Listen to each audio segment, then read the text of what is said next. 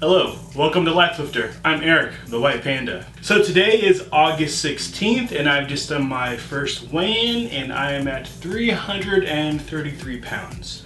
And this is actually really exciting for me because the last time I weighed myself, which was May 1st of this year, I was at 328 pounds. So that does mean I've gained 5 pounds from May 1st until August 16th. However, in that time frame, I was not on any sort of real diet or kind of workout program.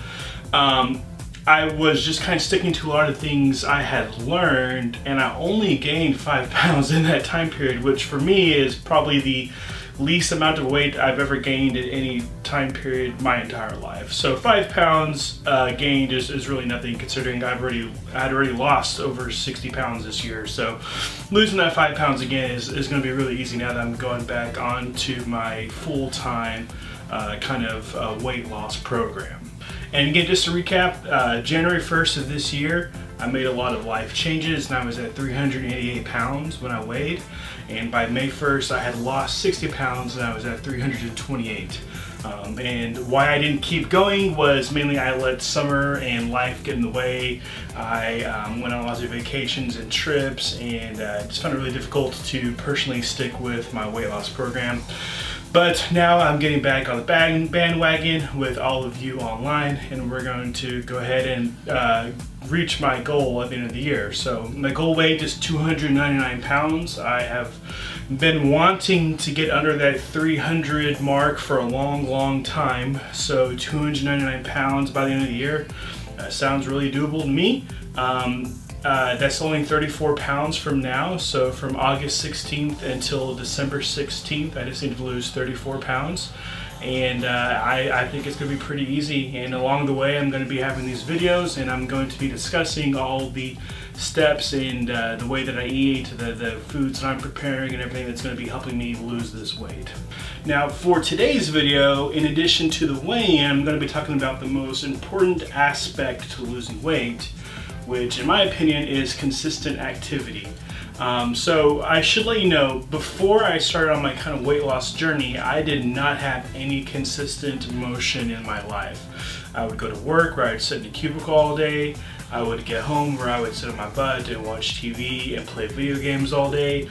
There was never any consistent activity. Whenever I started my weight loss journey this year, I changed a lot of things. I moved in with some family members who have young kids. I did a lot of things which were going to help me get up and moving about. And a lot of that was really just kind of based off of research of knowing that 10,000 steps a day was a really good goal to reach. So I bought myself a Fitbit, which I'll have a link in the description to if you want to go purchase it from Amazon.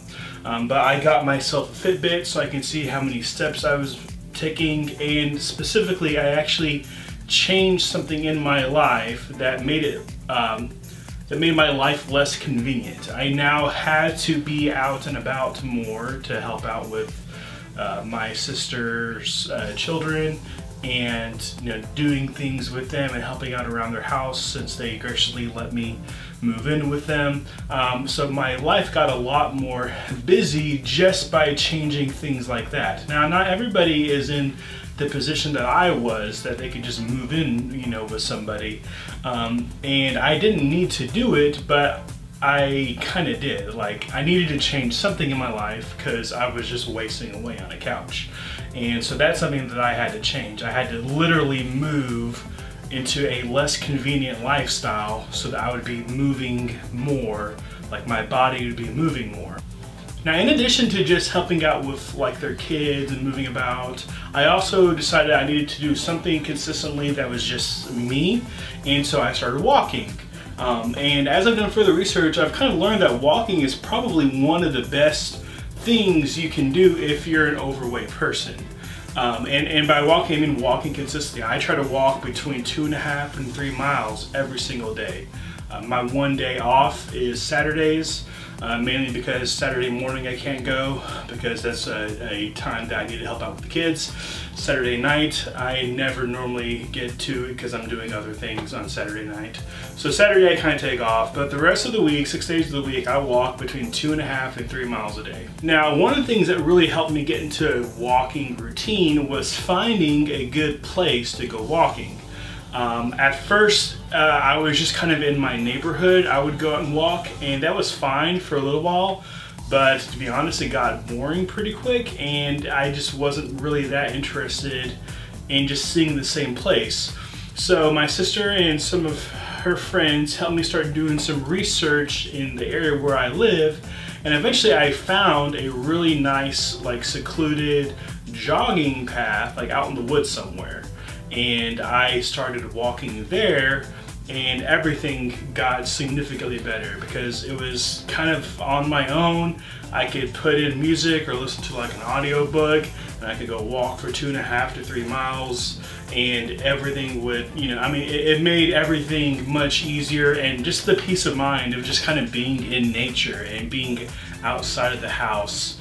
This lets you think and kind of have a lot of alone time, which is really, really important in today's really crazy busy age. Again though, I do definitely recommend having a Fitbit or some other way that you track your steps, because the really good goal is 10,000 steps. If you can consistently hit 10,000 steps a day, I don't know how many calories that is. Well, it's going to depend on how much you weigh, but for me, somebody my size in the 350-pound plus range, walking 10,000 steps a day is a significant amount of motion. And by the way, just the walk itself, the 2.5 to 3 miles, is only about 5,000 or 6,000 steps. So there's still a large amount of other steps that have to take place every day, to help me reach that goal. If you are in a different situation than me and you don't have a lot of motion in your day, then you can just take a longer walk. You can maybe take 2 walks that are like 2.5 miles, or you can have 1 long walk, whatever it is. But getting like your heart moving and your blood moving and everything to your extremities moving consistently every single day is going to help you lose weight so much. And by the way, when you replenish yourself, you need to drink water. Like, you can't be drinking sodas and stuff while you're doing this. If you're going to be moving and getting your blood pumping a little bit and getting your heart working and everything, you're going to start losing the weight. If you just pair that with water, it's going to just really kind of help everything move a lot faster, because that water is going to help start flushing out fat as well. But just like for my own example, I discovered that there's a gas station on my way home from where I go walk, because it's about a 15-minute drive for me to get to where I go walk. So I have to every day get in my car, drive 15 minutes to this secluded jogging path, and then I go and walk on it. But on the way back, there's a gas station I found, and they have this really great deal on bottles of water. So every day I go in and get like 3 bottles of water, and that's what I'm drinking after the walk, and that helps me in the morning to get up. I start drinking water again as well. I will say there's a few other things that you can do as well to help yourself just with more activity. One is take the stairs more. Now, if you're significantly overweight to the point where that's not really an option, or you've got some sort of joint pain or something that's preventing you, then I understand. But for me, I wasn't overweight enough where I couldn't take the stairs. I can go up a few flights of stairs, that's fine. So it just made sense to, whenever I go places and I'm just going up 1 or 2 flights of stairs, or down 1 or 2 flights of stairs, and started using the stairs instead of the elevator. That's just another quick, easy way to do it. A second thing is, whenever you're out and about, park a little bit further into the parking lot. Don't be hunting around through the aisles trying to find the closest place. Just be perfectly fine parking like somewhere in the middle and having those extra steps take you in and out of the parking lot. Those things do add up pretty consistently, and they will allow you to reach much easier that 10,000 step goal a day, which is again the goal that you should be trying to have. So again, because of how hot it is here in North Carolina, I really need to work out either really late in the day or really early in the day. So I got to plan all that around my schedule. So it's not convenient, nor is it easy to consistently do it, but it is really kind of mandatory if you're going to be trying to really lose consistent amounts of weight. Dieting will definitely get you there to losing lots of weight, and not even really dieting. I hate the word diet. I feel like diet's such a negative word, and even a lot of studies show that diets don't really normally work. They might work in the short term, but long term, it's just impossible to stick to a strict diet. And so you'll actually end up gaining more weight in the long term if you never dieted. I don't really have a diet. I just have learned that there's foods that I can't eat and there's foods that I can. And I just try to stick as much as possible to the foods that are good for me. And I pair that with about 10,000 steps a day. And with those two things combined, I lost 60 pounds in basically a 4-month time span. And now for the end of this year, I'm going to lose at least another 34 more to get me down to under 300 pounds. So next week will be a little bit of a different video. I'm going to be talking about foods at movie theaters and how to do well health-wise at a movie theater if you're not trying to sneak in food against the theater's policies.